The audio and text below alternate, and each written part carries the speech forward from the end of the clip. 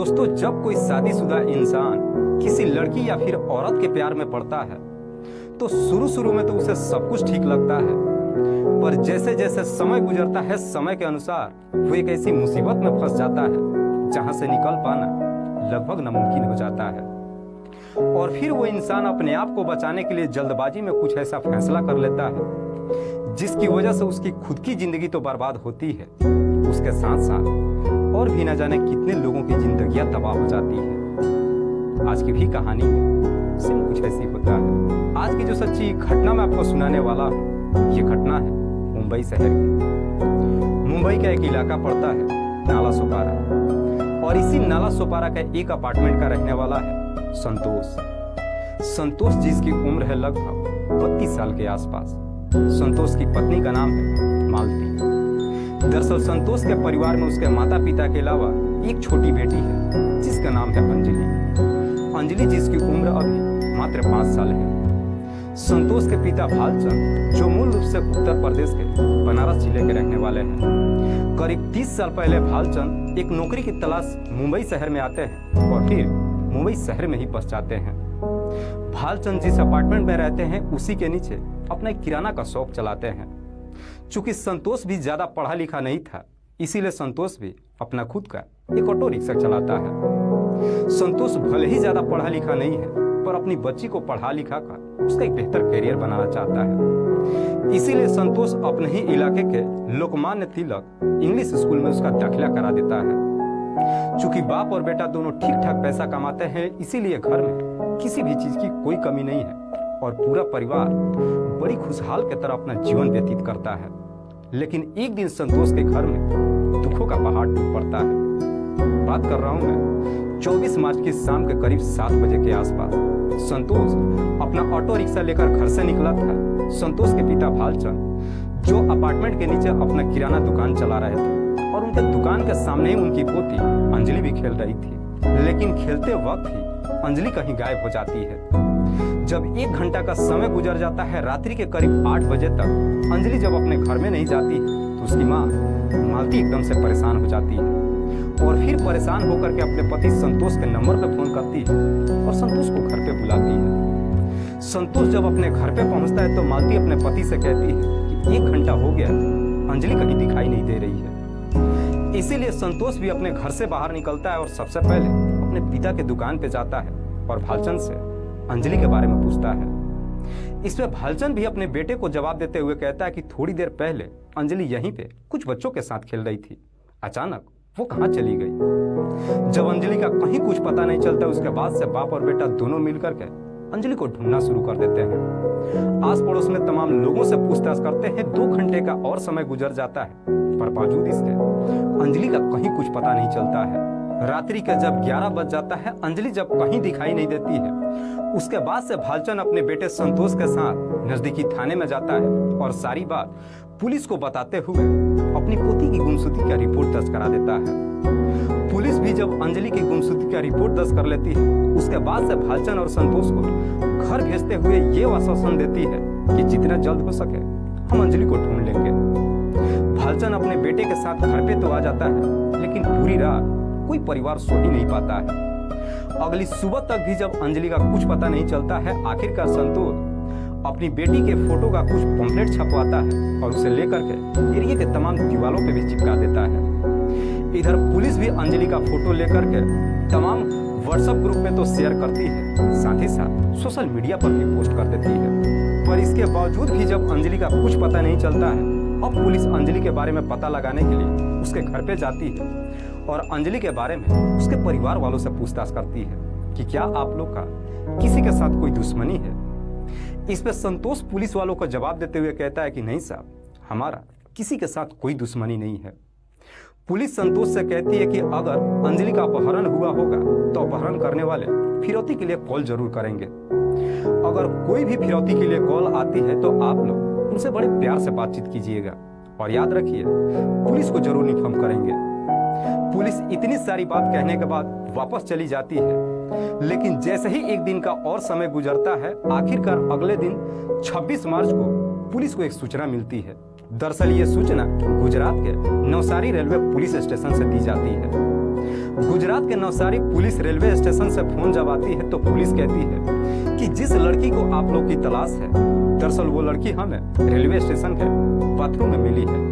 उस लड़की की हत्या कर दी गई है और उसके गले पे एक तेजधार हथियार को चलाया गया है। नवसारी रेलवे की पुलिस जब इस तरह की बातें कहती है, उसके बाद से मुंबई पुलिस संतोष के कुछ परिवार को अपने साथ लेकर के नवसारी रेलवे स्टेशन पे पहुंच जाती है। इधर नवसारी रेलवे पुलिस जब उस लड़की की डेड बॉडी संतोष को दिखाती है तो संतोष उस डेड बॉडी को देखकर शिनाख्त कर लेता है। दरअसल मरने वाली लड़की कोई और नहीं बल्कि अंजलि ही थी। संतोष जब अपनी बेटी की डेड बॉडी को देखता है तो देख करके चीख चीख करके रोने लगता है।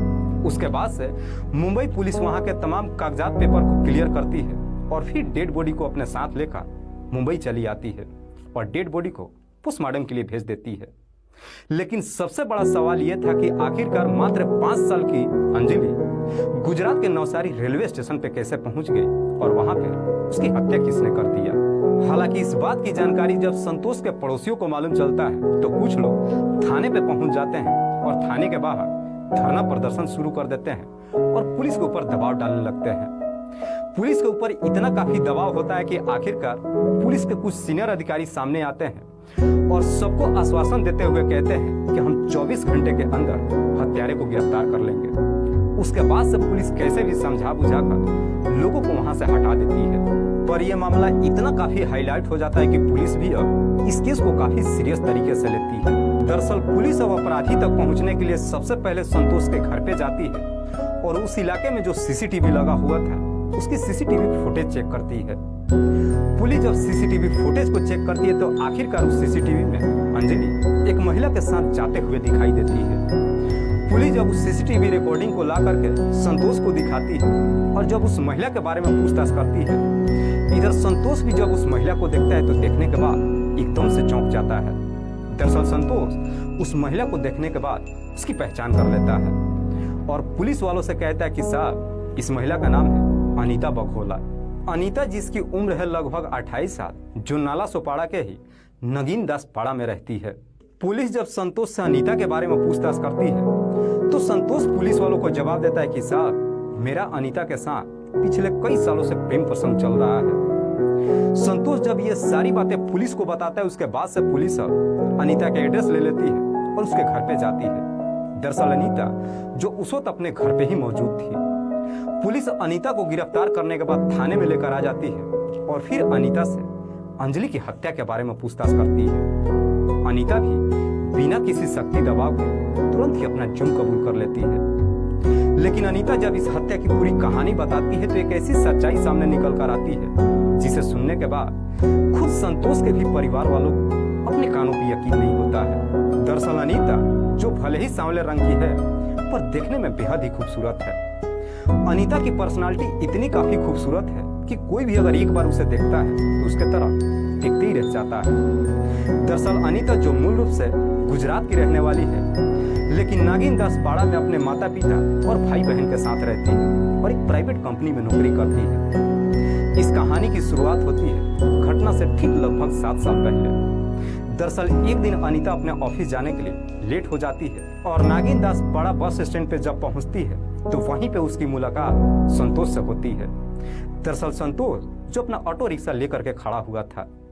संतोष अनीता को अपनी गाड़ी में बिठा लेता है और ले जाकर उसके ऑफिस पे छोड़ देता है। अनीता तो अपने ऑफिस चली जाती है लेकिन संतोष जब पहली बार अनीता को देखता है तो अनीता की खूबसूरती देख उसकी तरफ देखते ही रह जाता है। दरअसल संतोष के दिमाग में कहीं ना कहीं अनीता की खूबसूरती बस जाती है। उसके बाद से संतोष अक्सर अनीता के बारे में ही सोचते रहता है। संतोष बेहतर तरीके से जानता था कि वो शादीशुदा है पर चाह करके भी अपने दिल पर काबू नहीं कर पाता है। उसके बाद से अब अनीता के नजदीक जाने के लिए अक्सर समय से नागिन दास बड़ा बस स्टैंड पे पहुंच जाता है और वहीं पे खड़े होकर के अनीता का इंतजार करने लगता है। अनीता जब बस स्टैंड पे पहुंचती है संतोष अपने ऑटो रिक्शा में उसे बिठा लेता है और ले जाकर के उसके ऑफिस पे छोड़ता है। जब 3-4 दिन की यह प्रक्रिया रोज चलती है, आखिरकार 3-4 दिनों के बाद दोनों के बीच में बातचीत का सिलसिला शुरू होता है। दोनों के बीच में जब बातचीत का सिलसिला शुरू होता है उसके बाद से संतोष अपना परिचय देते हुए अनीता से झूठ बोलता है दरअसल अनीता से अपनी शादी के बारे में कुछ भी नहीं बताता है। जब कुछ दिन का समय गुजरता है, संतोष और अनीता के बीच में पहले दोस्ती होती है और फिर बातचीत करते करते आखिरकार दोनों के बीच में प्रेम प्रसंग शुरू हो जाता है। संतोष और अनीता के बीच में जब प्रेम प्रसंग शुरू होता है, उसके बाद से जब भी मौका मिलता है दोनों एक दूसरे से मुलाकात भी कर लेते हैं। लेकिन दोनों के बीच में जब प्रेम प्रसंग शुरू होता है, इस बात की जानकारी भले ही संतोष के परिवार वालों को मालूम नहीं चलता है, लेकिन अनीता का पूरा परिवार जान जाता है। दरअसल अनीता संतोष से इतना काफी प्यार करने लगती है कि अब उससे शादी करने का फैसला कर लेती है।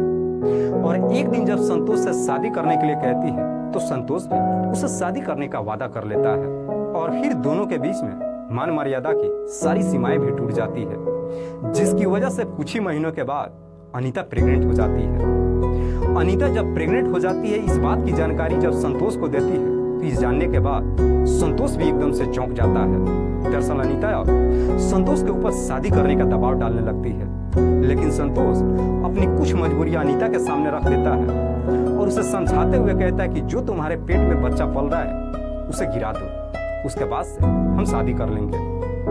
अनीता भी संतोष की बातों में आ जाती है और फिर अपना गर्भपात करा लेती है। लेकिन इतना सब कुछ होने के बावजूद भी संतोष सिर्फ उसे समय देता है, कभी शादी नहीं करता है। जब कुछ साल का समय गुजरता है, फिर से इधर अनीता दोबारा प्रेग्नेंट हो जाती है। दोबारा भी जब प्रेग्नेंट होती है, संतोष के ऊपर शादी करने का दबाव डालती है, लेकिन संतोष इस बार भी चालाकी से काम लेता है। फिर से अनीता को समझा देता है और कहता है कि अपना बच्चा गिरा दो। अनीता जो संतोष के ऊपर आंख बंद करके भरोसा कर रही थी, उससे शादी करने के लिए दूसरा बच्चा भी गिरा देती है। पर जैसे ही 7 साल का समय गुजर जाता है, अब इधर अनीता के परिवार वाले उसके ऊपर दबाव डालने लगते हैं कि जितना जल्द हो सके तुम संतोष से शादी कर लो। अनीता जब बार बार संतोष के ऊपर शादी करने का दबाव डालने लगती है, अब इधर संतोष परेशान रहने लगता है। दरअसल संतोष को समझ में नहीं आता है कि अपनी सच्चाई वो अनीता से कैसे बताए। इसीलिए एक दिन समय निकाल करके अनीता को एक बेहतरीन जगह पे ले जाता है, पहले उसे शॉपिंग कराता है। अनीता जब खुश हो जाती है, उसके बाद से संतोष अपनी दिल की बात अनीता से कहता है। दरअसल संतोष अनीता से कहता है कि मैं ऑलरेडी शादीशुदा ही नहीं, बल्कि मेरी एक 5 साल की बच्ची भी है। शादीशुदा होने की जब बात कहता है, ये जान करके अनीता के पैरों तले जमीन खिसक जाती है। संतोष उसे समझाते हुए कहता है कि दरअसल ये शादी बचपन में ही रीति रिवाज के तहत मेरे गांव में हो चुकी थी। मैं ऑलरेडी शादीशुदा हूं, इसलिए मैं तुमसे शादी नहीं कर सकता, लेकिन तुम अगर चाहो तो मैं तुम्हें अपने पास रख सकता हूँ। तुम्हारा सारा खर्चा भी उठाऊंगा और तुम्हें किसी भी चीज की कोई कमी नहीं होने दूंगा।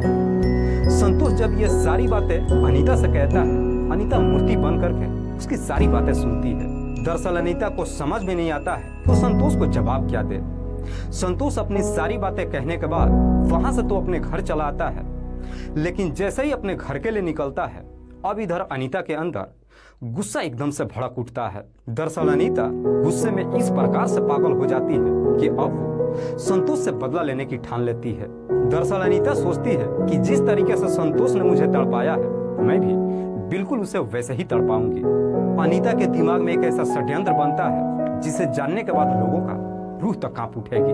दरअसल अनीता संतोष की बेटी अंजलि को ही हमेशा के लिए इस दुनिया से हटाने का तय कर देती है। अनीता सोचती है कि जिस तरीके से संतोष ने मेरे 2 बच्चों का खून किया है, मैं भी उसकी बच्ची का खून कर दूंगी। तब जाकर के संतोष को समझ में आएगा कि औलाद का दर्द क्या होता है। उसके बाद से अब अनीता अंजलि को इस दुनिया से हटाने के लिए उसके घर की तरफ बार बार जाना शुरू कर देती है और उसका रेकी करने लगती है।